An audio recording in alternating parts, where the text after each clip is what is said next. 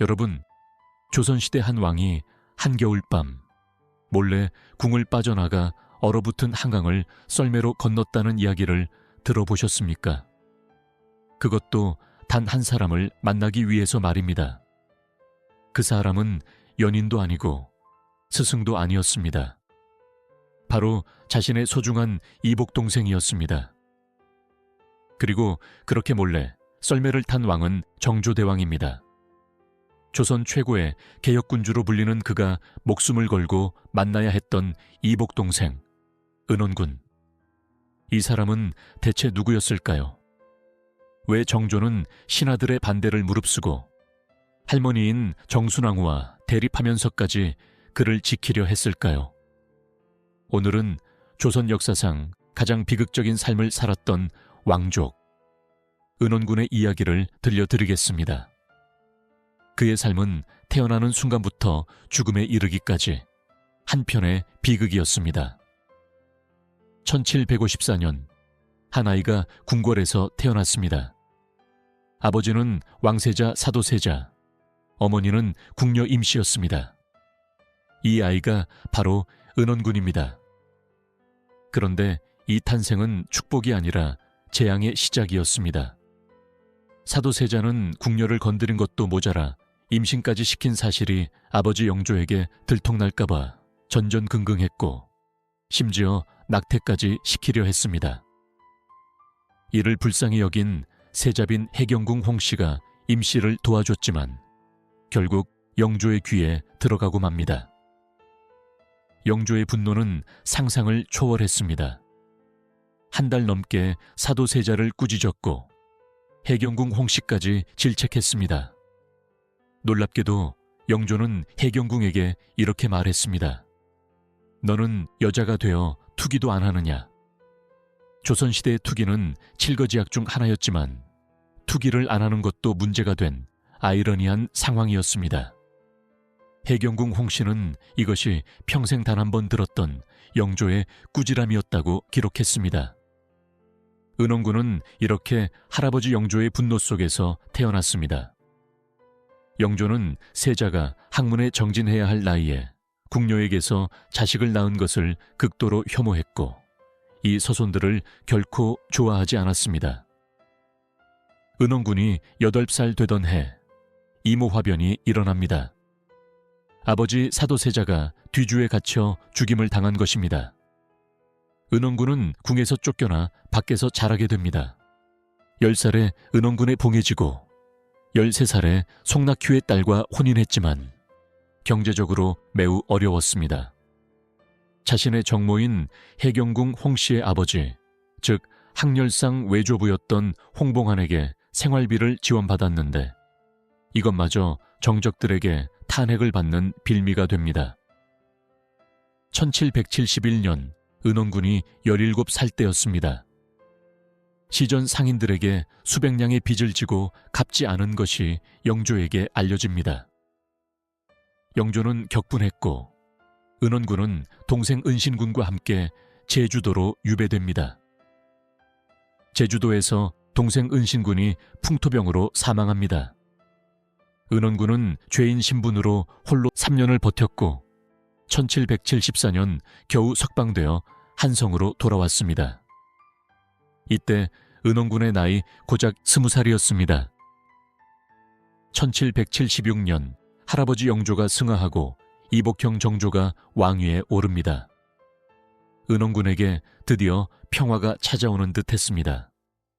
정조는 은원군을 오이도 총부 도총관에 복직시키고 종친에게 주어지는 최고 품계인 홍록대부와 혈록대부에 올렸습니다.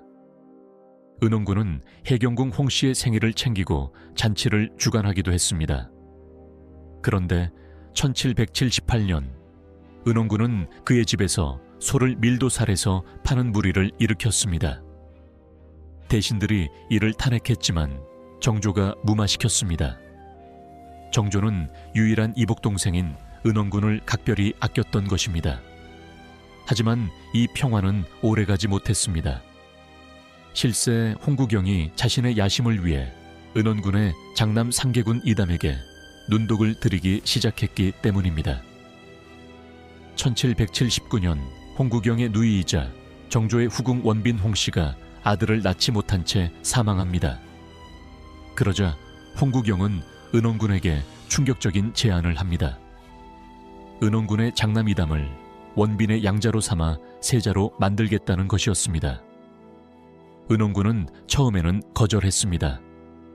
아직 젊고 건강한 정조에게 자신의 아들을 후계자로 지정하라는 것은 사실상 왕위를 넘보겠다는 말이나 다름없었기 때문입니다. 하지만 홍구경의 거듭된 설득에 결국 승낙하고 맙니다. 이것은 치명적인 실수였습니다. 홍구경이 실각하고 곧 병사한 데다 상계군의 외조부 송낙휴마저 상계군의 불온한 말들을 조정의 고에 바치면서 사태는 걷잡을 수 없이 커집니다. 상계군이 역심을 품었다는 이유로 사형시킬 것을 청하는 상소가 계속 올라왔습니다. 1786년 11월 상계군이 자살 혹은 의문의 음독 사망하고 이 사건을 조사하는 과정에서 은원군도 이에 연루됐다는 사실이 드러납니다. 정순왕후와 대신들은 연일 은원군을 사형시켜야 한다고 상소를 올렸습니다.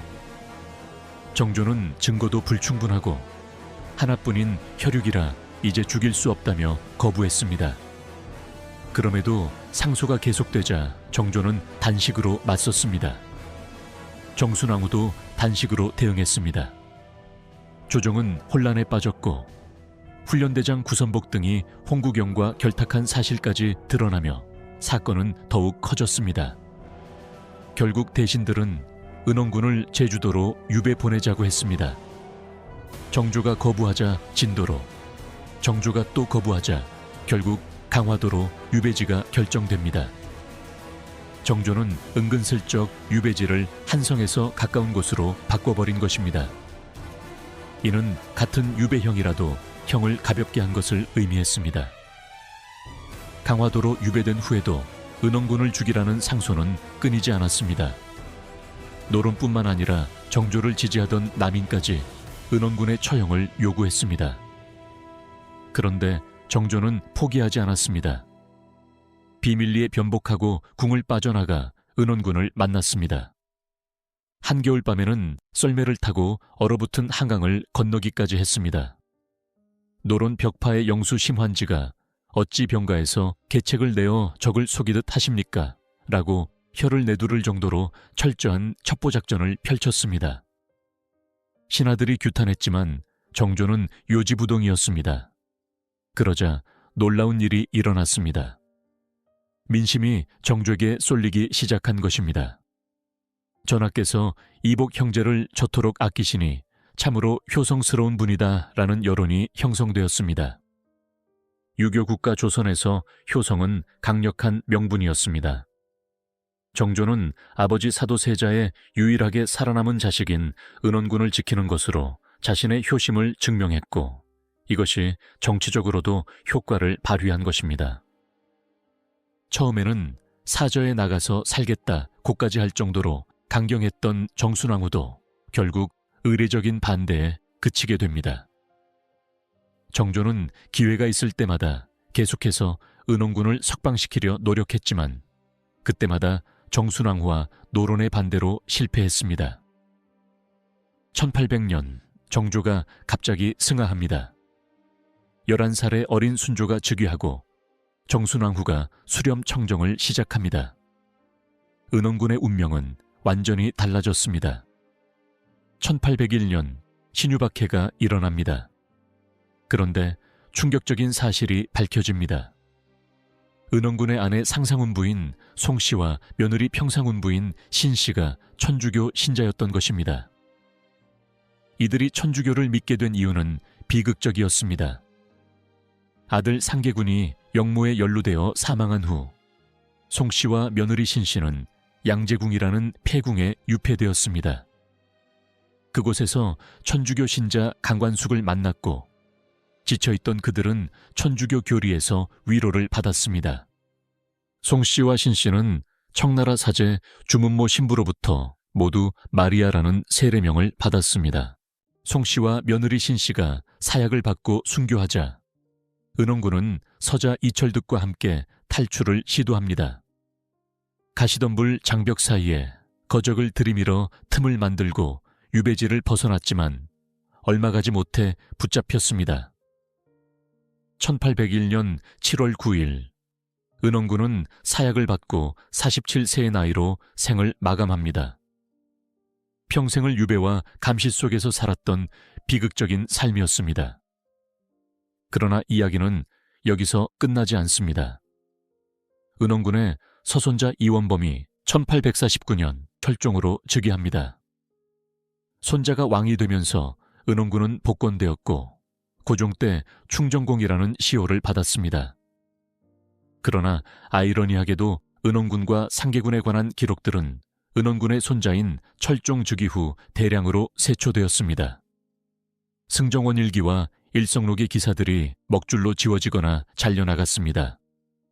왕실의 치부를 감추기 위한 조치였습니다.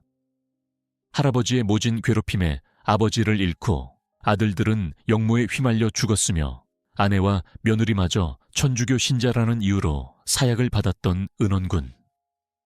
왕족으로 태어났지만 평생을 역적의 아비로 살다간 그의 삶은 조선 왕실의 권력 투쟁이 얼마나 잔인했는지를 보여주는 비극적인 증거입니다. 조선에 숨겨진 비극적 역사가 궁금하시다면 구독과 좋아요 부탁드립니다.